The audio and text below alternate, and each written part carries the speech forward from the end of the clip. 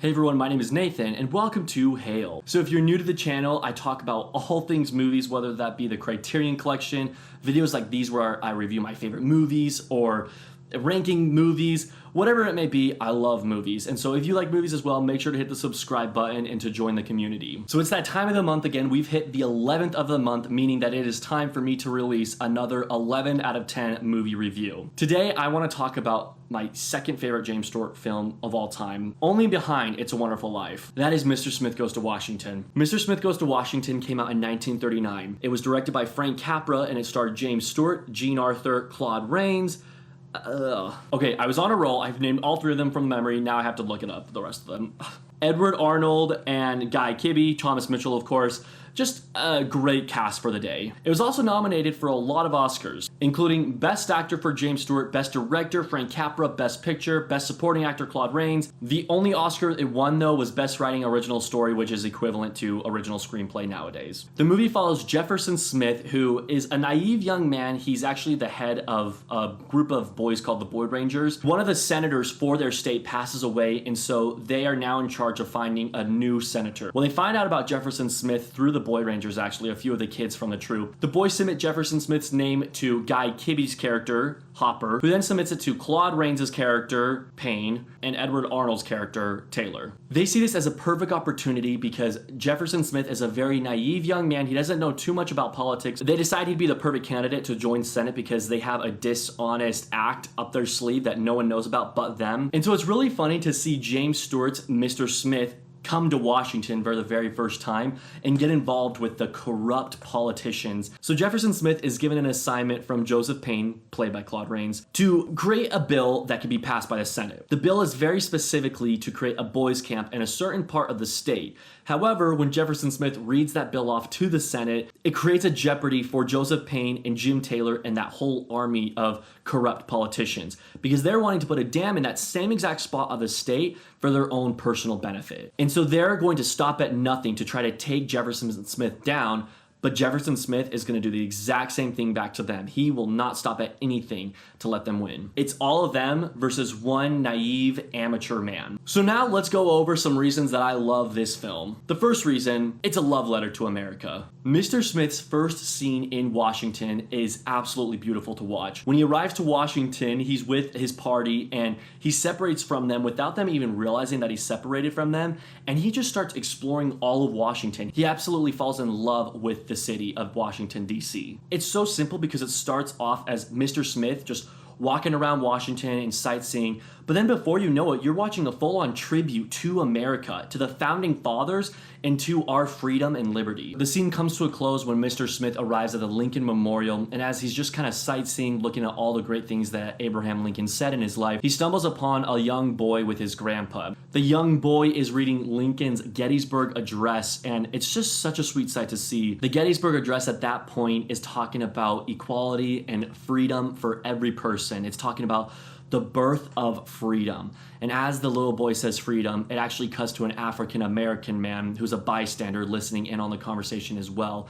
And it's such a special scene showing that everyone deserves their freedom, not just one race or one people. Everyone deserves to be free. And so at this point, we've had a whole entire tribute to America. It ends at the Lincoln Memorial. And if you're not proud to be an American at this point, you must have 10 thumbs.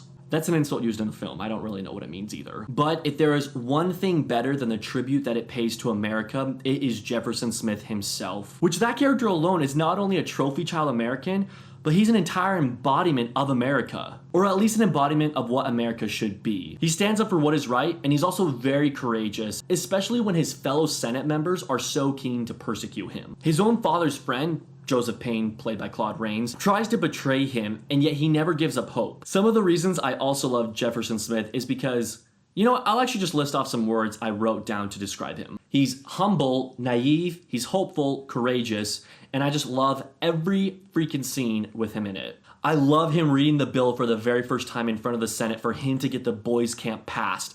He's shaking so much to a point where he's shaking and his paper falls over and he has to like lift it back up. And the senators are even laughing at him. Gosh, they're such tools. I also love seeing him fall in love with Washington, D.C. That right there is a man who loves his country, and I love seeing that on screen. I also love seeing James Stewart not give up even when he realizes that his own state is against him. We as the audience members know that his state is not against him, but Jim Taylor just planted the story that his state is against him. But even when his state is against him, he says that he's just going to keep on fighting. He's not going to give up the floor. Let's move on to a new highlight for why I love this film so much: the politics. I'm not much of a political person myself, but I'd be lying if I said that I didn't learn anything about politics from this film. It's really fascinating to watch the Senate run in this movie. And this is actually the movie that taught me what a filibuster was. And it really goes to show that even in 1939, there were so many corrupt politicians in the Senate. Not only corrupt, but just crooked and dishonest. I actually read online that at the time of the release of this film, I believe they had some sort of showing to the Senate or some sort of situation where members from the actual Senate were watching the film, and some of them walked out because they were offended by the film. And not only that, but this democracy-themed film was also banned in several countries upon release. And so it's not playing around, it's definitely pointing out the crooked politicians in Washington, D.C. But now, let's talk about the inevitable. You knew it was coming. The performances. First off, we've got to talk about our leading man, James Stewart. He is able to pull off so many different moods in this film. Whether he's playing the nervous boy from his state that has just accepted a role into the Senate, or if he's playing the determined American man that will not give up regardless of any situation he's in. Or if he's a nervous wreck because he's in front of the entire Senate, or if he's just a nervous wreck because he's in front of a girl. And then we see him at his most victorious stage where he's literally holding down the entire Senate floor by performing a filibuster. You see so many different sides of James Stewart in this film, and he gives an absolutely amazing performance. It would be a year later that James Stewart would win the Oscar for Philadelphia Story, and fun fact, a lot of people think that he only won that Oscar because of his performance for Mr. Smith Goes to Washington. There's kind of a theory that the Academy regretted not giving it to him for Mr. Smith Goes to Washington, so they in turn gave it to him a year later for his performance in Philadelphia Story. So take that for what it's worth. I definitely think it's true though. Okay, and then we've got Jean Arthur, which this is my favorite movie that I have seen her in. Granted, I've only seen her in 3 movies, and they're all Frank Capra films, but I want to see her in more. She begins the movie a little sarcastic. She's a little offended with the way the Washington, D.C. has treated her, the politicians that she has worked with. She just kind of has a bitter taste in her mouth with Washington, D.C. and the whole entire scene in general. But when she's introduced to Jefferson Smith, she starts to see things a little differently. And that's when you see some true character development in her character of Saunders. Her name's actually Clarissa Saunders, but she goes by Saunders most of the film. Not only is it cool to see her character development, but it's cool to see how much of a pivotal role she plays to the plot. In fact, towards the end of the movie, when Jefferson Smith is holding down the Senate floor and performing his filibuster, he would not have been able to do that without her help. And so I just love the role that she plays in this film. And not only that, but I loved how her as a woman played such a pivotal part to this film. Because I've noticed that in a lot of black and white films I see, women are just not treated as well as men. And that's unfortunately how it was in the past. But Jean Arthur's character of Saunders, she says it how it is, and she's bold too. She will speak up to the congressman. She'll speak up to James Stewart even. She will say what's on her mind, and I love her for that. And then we've got Claude Rains, which honestly, one of my favorite performances of all time. I absolutely love him in Mr. Smith Goes to Washington. He plays Joseph Payne, someone who is already in the Senate and representing the state, and Jefferson Smith joins him in the Senate. He plays a pretty complicated character because he's introduced as this senator, but you also find out that he was Jefferson Smith's father's friend.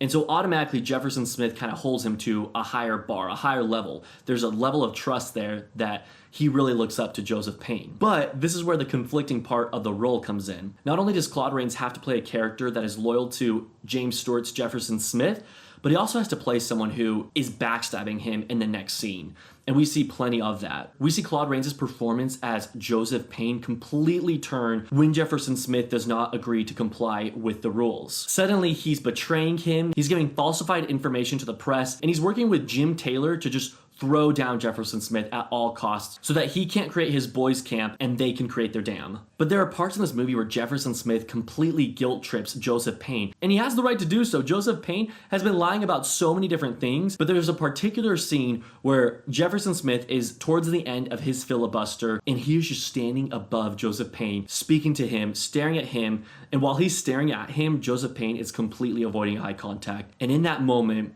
It is my favorite expression that Claude Rains makes in this performance. You can see the guilt just weighing in on him, and I absolutely love that moment in Claude Rains' performance as Joseph Payne. And then you've got Edward Arnold playing Jim Taylor, which is kind of like the head of all the corruptness in Washington, D.C. He owns the Senate. The Senate is his dummy, and he's the ventriloquist. He chooses what they do, and that's really why he butts heads so much with Jefferson Smith, because Smith doesn't want that as an answer. He doesn't want to be told what to do by a corrupt man. He wants to do what is right for the country. And Edward Arnold, let me just say, he is really good at playing snobby jerks. I've seen him in one other film. It was also a Frank Capra film, You Can't Take It With You. In that movie, he also plays a rich, snobby jerk. And so good on him. He's really good at playing a dirtbag. And also, I can't be the only one that thinks he kind of looks like an owl. Another performance I really like is Thomas Mitchell. He plays a smaller performance in this one, but I still like him nonetheless. He's actually one of my favorite actors from the black and white era, and I think he does good in this one. Now, I previously talked about why I love Jefferson Smith so much. I kind of want to talk about his character a little bit more and just some key scenes that I love with him in. Obviously, his filibuster scene is absolutely amazing. Kind of a funny story for you guys. So my senior year of high school, I was required to take a fine arts class in order to graduate. It was between ceramics and theater. So I chose theater. One of the assignments that we had in that class was to perform a monologue from a movie or a play. It also had to be from complete memory, and we had to do it in front of the entire class. Well, after studying several film scenes, I chose Mr. Smith's filibuster scene. I can't play the exact scene from the film, otherwise I'll get flagged for copyright issues, but let me guarantee you that it was about 5 minutes long. And I got pretty into it too. But I think that's another reason that this film has always kind of felt personal to me, because I actually incorporated it into my life,